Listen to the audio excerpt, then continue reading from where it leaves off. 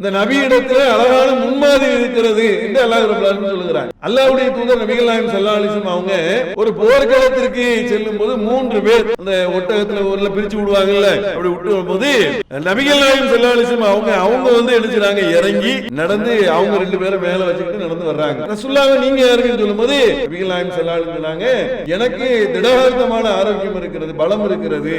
தன்னுடைய ஆரோக்கியத்தை பற்றி சகாபாக்களுக்கு தெளிவுபடுத்தினார்கள் என்கின்ற விஷயத்தை நம்ம ஹதீஸ்ல பார்க்கிறோம். அப்ப ரசூலுல்லாஹ் வாழும்போது அவங்களுடைய ஆரோக்கியத்துல எந்த குறைபாடும் இல்லாத அளவுக்கு அவங்களுடைய வாழ்க்கையை கழித்திருக்கிறார்கள் என்பது நாம வாழும்போது நோயாளியா வாழ்ந்துட்டு இருக்க கூடாது. நோய் வந்தாலும் பெரிய கஷ்டம். நோயாளி மாதிரி என்னால எண்ணிக்க முடியலங்க, என்னால நடக்க முடியலங்க, என்னால போக முடியல, எனக்கு நவட்டி வைக்க முடியலங்க அப்படின்னு இருக்கக்கூடாதான். என்னால முடியல அப்படிங்கிற ஒரு நிலைக்கு ஒரு மனிதன் தள்ளப்படுவானே, ஆனால் கொஞ்சம் கொஞ்சமாக பலகீனமாயிருந்தா மனிதனுடைய உடல் அமைப்பை பொறுத்த மட்டும் அதை இயக்கத்திற்கு உட்படுத்த வேண்டும். அதுக்கு பயிற்சி கொடுத்துக்கிட்டே இருக்கணும்.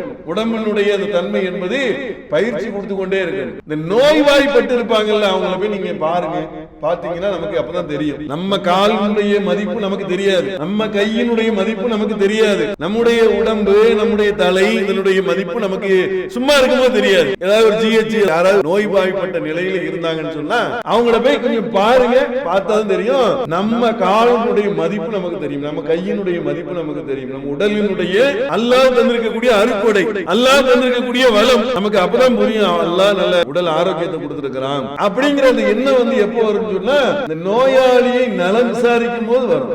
அகிலங்களை எல்லாம் படைத்து பராமரிக்கக்கூடியவனும் கண்ணியத்தின் அதிபதியும் புகழ் அனைத்திற்கும் சொந்தக்காரனாக இருக்கக்கூடிய எல்லாம் அல்ல அல்லாஹுவின் நல்லடியார்களே, அல்லாஹு ரப்புல் ஆலமீன் இந்த உலகத்தில் ஒரு வாழ்வதற்குண்டான அற்புதமான வாய்ப்பை அல்லாஹ் நமக்கு தந்திருக்கிறான். அதில் அல்லாஹு ரப்புல் ஆலமீன் சொல்லும்போது ஃபபிஐய ஆலாயி ரப்பிக்குமா துகத்திபான், அல்லாஹுடைய அருட்கொடைகளில் எதனை நீங்கள் பொய்யென கருதுகிறீர்கள் என்று அல்லாஹ் ரப்புல் ஆலமீன் கேட்கிறான். அல்லாஹ் இந்த உலகத்தில் வாழ்வதற்கு ஏராளமான அருட்கொடைகளை நமக்கு தந்திருக்கிறான். இந்த உலகத்தில் உள்ள ஒவ்வொரு விஷயங்களையும் பார்த்தால் நிறைய அருள் நமக்கு வழங்கப்பட்டிருக்கிறது. நம்ம பிறந்தது ஒரு அருள்தான், நாம் வாழ்ந்து கொண்டிருப்பது ஒரு அருள்தான். வாழ்ந்து கொண்டிருக்கக்கூடிய இந்த காலகட்டத்திலேயே ஏராளமான செல்வங்களை அல்லாஹ் ரப்பல் ஆலமீன் தருகிறான், அதுவும் ஒரு அருள்தான். இப்படி ஏராளமான அருட்களை வந்து மனித சமுதாயத்திற்கு அல்லாஹ் ரப்பல் ஆலமீன் வழங்கக்கூடிய விஷயத்தை நம்ம பார்க்கிறோம். இந்த அருட்கொடைகளுக்கு நன்றி செலுத்த வேண்டிய கடமையும் நமக்கு இருக்கிறது. அல்லாஹுடைய பூமியில தான் நம்ம வாழ்ந்து கொண்டிருக்கிறோம், அல்லாஹுடைய அருளை தான் நம்ம பெற்றுக்கொண்டிருக்கிறோம், அவன் படைத்த பொருட்களை தான் நம்ம உண்டு கொண்டிருக்கிறோம். இப்படி உண்டு கொண்டு அனுபவித்து கொண்டிருக்கக்கூடிய நாம அல்லாஹுடைய அருட்கொடைகளை நம்ம நினைத்து பார்த்து அல்லாஹுக்கு நன்றி செலுத்தக்கூடிய ஒரு தன்மையை நம்ம வளர்த்து கொள்ள வேண்டும்.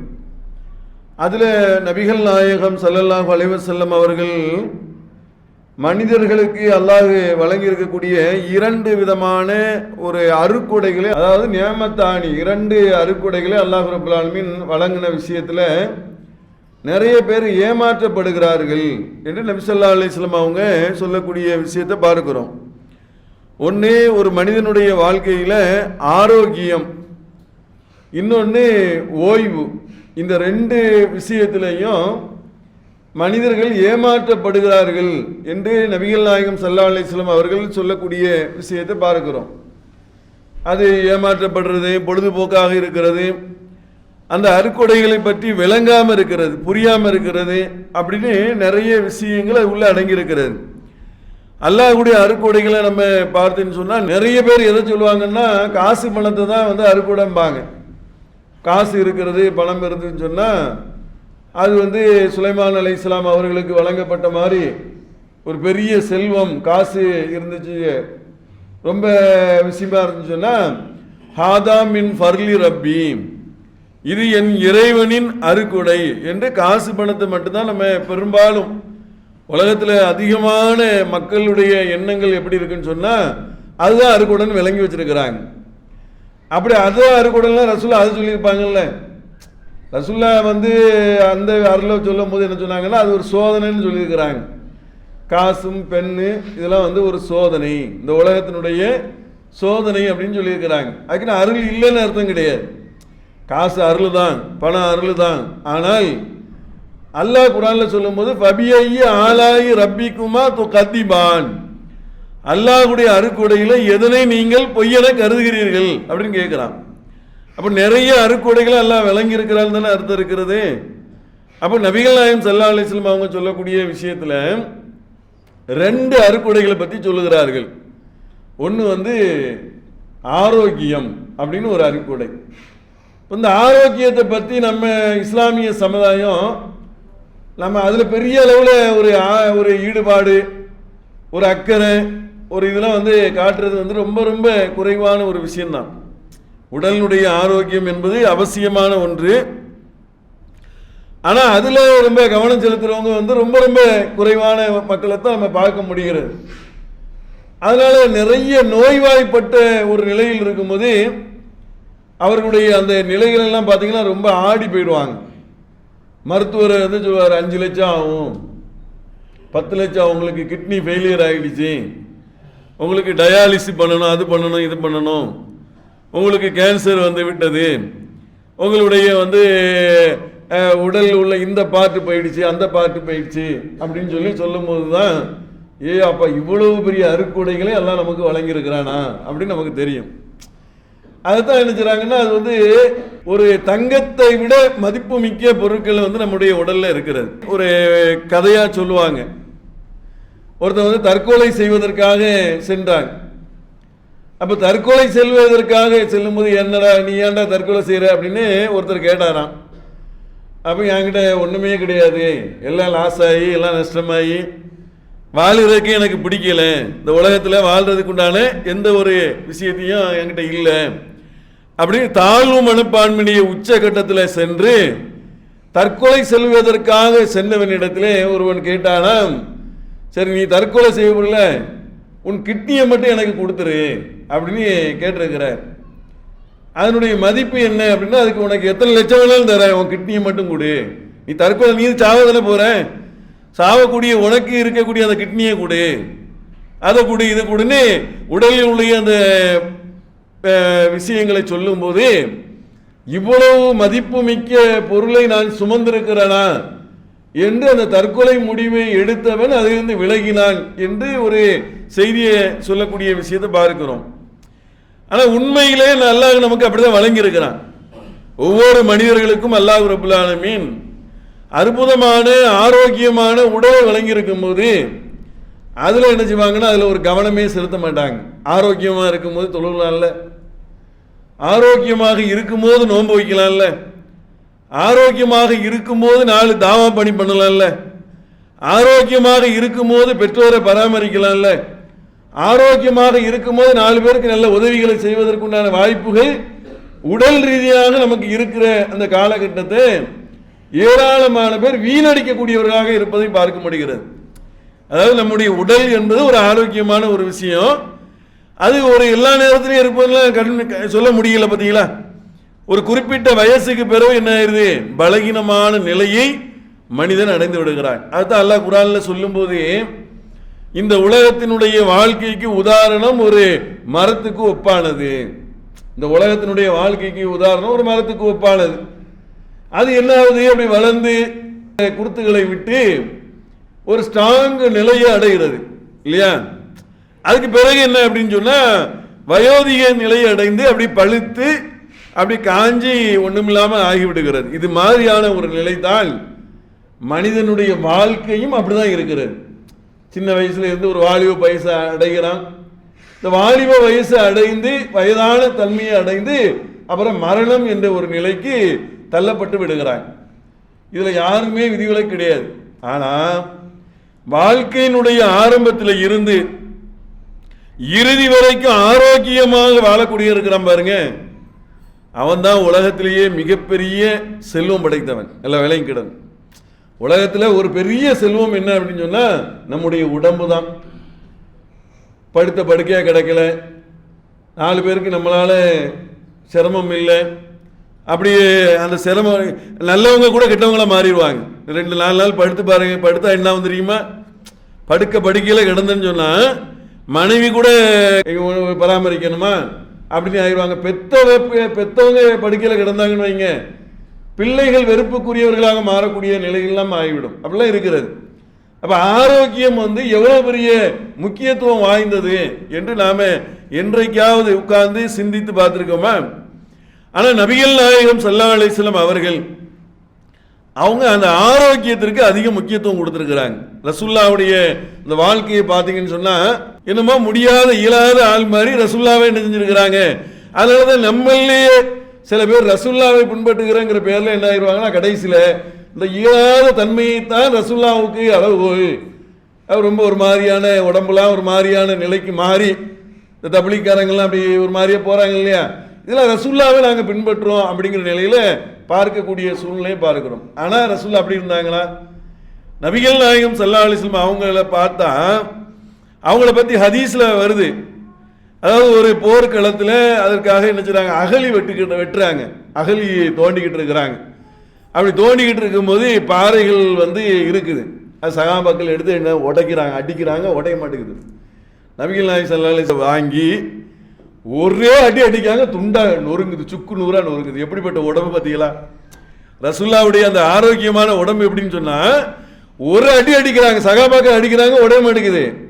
ரசூலுல்லாஹ் வாங்கி ஒரு அடி அடிக்கிறாங்க, சுக்கு நூறா நொறுங்குது. அப்படிப்பட்ட ஆரோக்கியத்தினுடைய ஒரு உச்சகட்டமாக ஒரு வலுவான உடல் அமைப்பை பெற்றவர்களாக அல்லாஹ்வுடைய தூதர் நபிகள் நாயகம் ஸல்லல்லாஹு அலைஹி வஸல்லம் அவங்க இருந்திருக்கிறாங்க அப்படிங்கிற விஷயத்தை பார்க்கிறோம். லக்கது கானலக்கும் பி ரசூலுல்லாஹி உஸ்வத்துல் ஹஸனா, இந்த நபியிடத்தில் அழகான முன்மாதிரி இருக்கிறது என்று அல்லாஹ் ரப்பல் ஆலமீன் சொல்லுகிறாங்க. இந்த ரசூலை நீங்க பின்பற்றணுமா, நபியை பின்பற்றுங்க, ரசூலை பின்பற்றுங்க, அவங்கள்ட்ட முன்மாதிரி இருக்கிறது என்று அல்லாஹ் ரப்பல் ஆலமீன் ரசூலுடைய வாழ்க்கையை நமக்கு முன் மாடலாக சொல்லக்கூடிய விஷயத்தை பார்க்கிறோம். அல்லாஹ்வுடைய தூதர் நபிகள் நாயகம் ஸல்லல்லாஹு அலைஹி வஸல்லம் அவங்க ஒரு போர்க்களத்திற்கு செல்லும் போது 3 பேர் என்ன செய்றாங்கன்னா அந்த ஒட்டகத்தில் ஊர்ல பிரித்து விடுவாங்கல்ல, அப்படி விட்டு போது நபிகள் நாயகம் ஸல்லல்லாஹு அலைஹி வஸல்லம் அவங்க என்ன செய்றாங்க, இறங்கி நடந்து அவங்க 2 பேரை மேலே வச்சுக்கிட்டு நடந்து வர்றாங்க. அப்போ ரசூலுல்லாஹ் என்ன செய்றாங்க, ரசூலுல்லாஹ் நீங்க யாருங்கன்னு சொல்லும்போது, ஏன் நான் ஆரோக்கியமாக இருக்கிறேன், நபிகள் நாயகம் ஸல்லல்லாஹு அலைஹி வஸல்லம் சொன்னாங்க, எனக்கு திடகார்த்தமான ஆரோக்கியம் இருக்கிறது, பலம் இருக்கிறது என்று தன்னுடைய பலத்தை பற்றி நபிகள் நாயகம் ஸல்லல்லாஹு அலைஹி வஸல்லம் அவர்கள் தன்னுடைய ஆரோக்கியத்தை பற்றி சகாபாக்களுக்கு தெளிவுபடுத்தினார்கள் என்கின்ற விஷயத்தை நம்ம ஹதீஸில் பார்க்கிறோம். அப்போ ரசூலுல்லாஹ் எப்படி இருந்திருக்கிறாங்கன்னு சொன்னா, வாழும்போது அவங்களுடைய ஆரோக்கியத்தில் எந்த குறைபாடும் இல்லாத அளவுக்கு அவங்க என்ன செஞ்சிருக்கிறாங்க, அவங்களுடைய வாழ்க்கையை கழித்திருக்கிறார்கள் எனும்போது நாம வாழும்போது நோயாளியா வாழ்ந்துகிட்டு இருக்கக்கூடாது. என்ன, ஒரு நோயாளியை பார்த்து நோய் வந்தாலும் பெரிய கஷ்டம், நோயாளி மாதிரி என்னால் எந்திக்க முடியலங்க, என்னால் நடக்க முடியலங்க, என்னால் போக முடியல, எனக்கு நவட்டி வைக்க முடியலங்க அப்படின்னு இருக்கக்கூடாதான். என்னைக்கு நம்மளால இயங்க முடியவில்லை என்று ஒரு நிலை வந்துச்சோ அது டெத்துக்கு சமமான ஒரு நிலைக்கு வந்துடும்.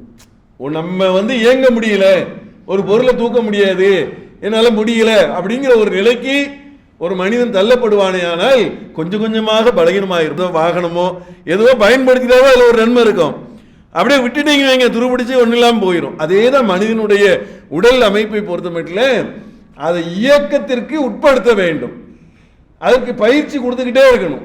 உடம்பினுடைய அந்த தன்மை என்பது பயிற்சி கொடுத்து கொண்டே இருக்கணும். இந்த நோய்வாய்ப்பட்டு இருப்பாங்கல்ல, அவங்கள போய் நீங்க பாருங்க, பார்த்தீங்கன்னா நமக்கு அப்பதான் தெரியும். நம்ம காலினுடைய மதிப்பு நமக்கு தெரியாது, நம்ம கையினுடைய மதிப்பு நமக்கு தெரியாது, நம்முடைய உடம்பு நம்முடைய தலை இதனுடைய மதிப்பு நமக்கு சும்மா இருக்கும்போது தெரியாது. ஒரு கேஎம்சி ஏதாவது ஒரு ஜிஹெச் ஏதாவது ஒரு மருத்துவம் ஏதாவது ஒரு யாராவது நோய்வாய்ப்பட்ட நிலையில் இருந்தாங்கன்னு சொன்னா அவங்கள போய் கொஞ்சம் பாருங்க, பார்த்தாலும் தெரியும். நம்ம காலினுடைய மதிப்பு நமக்கு தெரியும், நம்ம கையினுடைய மதிப்பு நமக்கு தெரியும், நம்ம உடலினுடைய அல்லாஹ் தந்திருக்கக்கூடிய அருக்கொடை, அல்லாஹ் தந்திருக்கக்கூடிய வளம் நமக்கு அப்பதான் புரியும். அல்லாஹ் நல்லா நமக்கு தந்திருக்கிறான், உடல் ஆரோக்கியத்தை கொடுத்துருக்கிறான் அப்படிங்கிற அந்த எண்ணம் எப்போ வரும்னு சொன்னா இந்த நோயாளியை நலம் விசாரிக்கும் போது வரும். ரசூலுல்லாஹ் அதனால என்ன சொன்னாங்க, நோயாளியை நலம் விசாரிங்க, ஜனாசாவை பின்தொடர்ந்துங்க, ஏழைகளுக்கு உணவளிங்க, நோன்பு வைங்க இப்படின்னு சொல்லிட்டு இதெல்லாம் செஞ்சவங்க சொர்க்கத்தினுடைய வாசல்ல அதற்கு ஸ்பெஷலான வாசல் இருக்கிறது, அவர்கள் செல்வார்கள் போது அதுல அபூபக்கர் சித்திக் ரலியல்லாஹு அவர்கள் இது அனைத்தையும் ஒருங்கே செய்தவர்கள் நிலையை நம்ம பார்க்கிறோம். அப்போ நோய் வாய்ங்கிறது படுறதுக்கு அவங்கள மட்டும் பார்க்கறது இல்லை, நமக்கு அல்லாஹ்வுடைய அருள் கிடைக்கும், நல்ல விளங்கிடும். அதுதான் நபிகள் நாயகம் ஸல்லல்லாஹு அலைஹி வஸல்லம் அவங்க சொன்னாங்க, நோயை கொடுக்கிறவன் அல்லாஹ் தான், நோயை அல்லாஹ் தான் கொடுக்குறான், அல்லாஹ் தான் எடுக்கிறான். நோயை கொடுப்பவனே, நோயை எடுக்கிறவனே, நீ இந்த நோயை முற்றிலுமாக என்ன செஞ்சிரு, நீக்கி குணமாக்கி கொடு, உன்னை தவிர நோயை குணப்படுத்துவன் யாரும் இல்லை என்று அந்த துஆவுலயே அல்லாஹ்வுடைய அருளும் அல்லாஹ்வுடைய இந்த வல்லமையையும் தெளிவுபடுத்தக்கூடிய ஒரு விஷயத்தை பார்க்கிறோம். அப்ப நோய்வாய்ப்படாத நேரத்தில் இருக்கும்போது கண்டதை எடுத்து அடிச்சு சாப்பிடுறது, அதை போடு இதை போடு எல்லாம் என்னமோ அது டேங்கு மாதிரி உள்ள என்னது எல்லாத்தையும் ஒரு கரெக்டாக கனெக்ட் பண்ணி சாப்பிட்றதா இருந்தாலும் சரி, ஒரு தூங்குறதா இருந்தாலும் சரி, நம்முடைய நேரம் இருக்குல்ல அது பாட்டுக்கு மணிக்கணக்கில் தூங்கினா கண் என்ன ஆகும், அவ்வளோ போயிடும். அப்புறம் கண்ணாடி போடணும், அப்புறம் அதுக்கு உண்டான பிரச்சனைகள் வரும் இல்லையா. தொழில் ரீதியாங்கிறது வேற விஷயம். ஆனால் அந்த உடலில் இருக்கக்கூடிய ஆரோக்கியத்தை முறையாக நம்ம பயன்படுத்தவில்லை என்று சொன்னால் அது ஒரு பெரிய பலகீனம், பெரிய நஷ்டம் நம்முடைய எல்லா துறைகளிலும் இருக்கிறது, எல்லா விஷயங்களும் இருக்கிறது. அதனால் அது ரசூலுல்லாஹ் அணிஞ்சாங்க, ஒருத்தர் ஆரோக்கியம் விஷயத்தில் கவனமாக இருக்க வேண்டும், அது அருள், அது பாக்கியம். நாங்கள் அதை கண்டினியூவாக சாவர வரைக்கும் நம்ம வச்சிருக்கணும். ஏன்னா அது நம்ம கையில் மரண தருவாய் வரைக்கும் நம்முடைய கையில் இது கொடுக்கப்பட்டிருக்கிறது. எது, நம்முடைய உடம்பை முடிந்த அளவுக்கு ஆரோக்கியமாக வைத்துக் கொள்வதற்கு வாய்ப்பு நமக்கு வழங்கப்பட்டிருக்கிறது. அப்போ வாக்கிங் போகலாமா, எக்ஸசைஸ் பண்ணலாமா, அதெல்லாம் அழகாக பண்ணலாம். ரசூலுல்லாஹ் பண்ணியிருக்கிறாங்க. நபிகள் நாயகம் ஸல்லல்லாஹு அலைஹி வஸல்லம் அவர்கள் அன்னை ஆயிஷா ரலியல்லாஹு அன்ஹா அவர்களிடத்திலே சொல்கிறார்கள், ஆயிஷாவே ஓட்டப்பந்தயம் வைப்போமான்னு கேட்குறாங்க. ரசூலுல்லாஹ் நினைச்சாங்க, அவங்க மனைவி இடத்துல கேட்குறாங்க, ஓட்டப்பந்தயம் வைப்போமா அப்படிங்கிறாங்க. சரி ஓட்டப்பந்தயம் வைப்போம். ஓட்டப்பந்தயம் 2 பேருக்கும் ஓட்டப்பந்தயம் நடக்குது. ஓட்டப்பந்தயத்தில் முதல்ல யார் செஞ்சுட்டாங்கன்னா ஆயிஷா ரலியல்லாஹு அவங்க செஞ்சுட்டாங்க. இந்த ஓட்டப்பந்தயத்தில் அவங்க செஞ்சுட்டாங்க, ரசூலுல்லாஹ் பின் வாங்கிட்டாங்க. கொஞ்ச நாள் ஆகுது, ஒவ்வொரு வருடமோ 2 வருடமோ ஆன பிறகு திரும்ப ஒரு நாள் கேட்குறாங்க, ஆயிஷாவே இன்னைக்கு ஓட்டப்பந்தயம் வைப்போமான்னு கேட்குறாங்க. ரசூலுல்லாஹ்வுடைய வயசு என்ன, அப்போடைய ஓட்டப்பந்தயத்துக்கு ரசூலுல்லாஹ் நினைச்சாங்க, அவங்கள்ட்ட கேட்குறாங்க, வைப்போம் அப்படின்னு ஓட்டப்பந்தயம் திரும்பவும் நடக்குது. இந்த ஓட்டப்பந்தயத்தில் ரசூலுல்லாஹ் ஜெயிச்சிட்டாங்க. பாருங்க, முதல்ல ஆயிஷா ரலியல்லாஹு அன்ஹா அவங்க ஜெயிச்சாங்க, 2வது தடவை யார் ஜெயிச்சா, ரசூலுல்லாஹ் ஜெயிக்கிறாங்க. ஜெயிச்சுட்டு ரசூலுல்லாஹ் சொன்னாங்க, அதுக்கு இது சரியா போச்சுன்னுட்டாங்க. அன்னைக்கு நான் பின் வாங்கினதுக்கு இன்னைக்கு சரியா போச்சு அப்படின்னு சொல்லி நபிகள் நாயகம் ஸல்லல்லாஹு அலைஹி வஸல்லம் அவர்கள் ஓட்டப்பந்தயம் வைத்திருக்கிறார்கள்.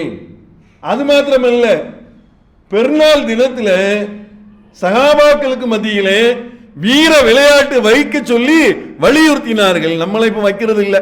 நம்ம என்ன செய்வோம், பெருநாளில் திடல் தொழுகை முடிஞ்ச உடனே போய் ஒரு ஃபுல்லாக ஒரு கட்டு கட்டிட்டு அந்த ஆளை சாஞ்சிடுறதா முடிஞ்சு போச்சு இல்லையா. ஆனால் அதுக்கு ஒரு தூக்கம், ஸ்பெஷல் தூக்கம் இருக்குன்னு வைங்க பெருநாள் அன்னைக்கு, அது வேற விஷயம்.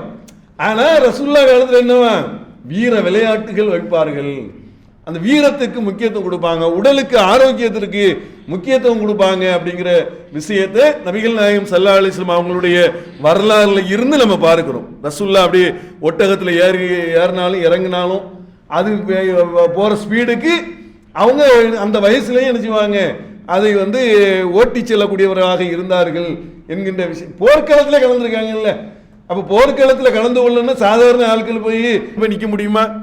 அப்படி வேணும்னா ஒரே மீச்சுக்கு ஆளை தள்ளிடுவான், வாழே தேவையில்லை. ரசூலுல்லாஹ் என்ன, சகாபாக்கள் என்ன, அப்படி போர்க்களத்தில் போய் நின்னா எதிரிகளை வீழ்த்தக்கூடிய அளவுக்கு வீரம். அப்படின்னா எவ்வளவு பெரிய வீரமிக்கவர்களாக உடல் ஆரோக்கியத்தை அவர்கள் பேணி வளர்த்திருக்கிறார்கள் என்கின்ற விஷயத்தை பார்க்கிறோம். அதே மாதிரி ஓய்வு ஒரு அருக்குடை அப்படின்னு ரசூலுல்லாஹ் சொன்னாங்க. ஓய்வு இருக்கு இல்லையா, அது ரொம்ப முக்கியமானது. இப்போ நம்முடைய வாழ்க்கையில பல சந்தர்ப்பத்தில் நமக்கு நேரங்கள் நிறைய கிடைக்கும். ஓய்வுங்கிறது நேரத்தினுடைய தன்மதனை, நிறைய நேரங்கள் கிடைக்கும்.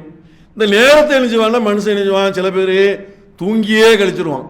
சில பேர் என்ன செய்வான்னா தூங்கினா அவ்வளோதான், எழுப்பவே முடியாது, அவன் பாட்டு தூங்குவான். எத்தனை மணி நேரம், ஏற்கனவே நைட்டு ஃபுல்லாக தூங்கியிருப்பான், பகல் ஃபுல்லாகவும் தூங்குவான். தூக்கத்திலேயே சுபு தொழுகைக்கு போக மாட்டாங்க. இப்போ ஒரு ஓய்வு அது ஒரு நேரம் தானே. அந்த நேரத்தை கணிச்சு சுபுவுக்கு நம்ம போகணும், லுகருக்கு போகணும், அந்த நேரத்தை கரெக்டாக நம்ம ஃபாலோ பண்ணணும், கரெக்டாக தொழுகணும், கரெக்டாக அந்த நேரத்தை சரியாக செலவு செய்யணும் அப்படின்னு சொல்லி நேரத்தை வீணாக்க ஆக்கி விடாமல்.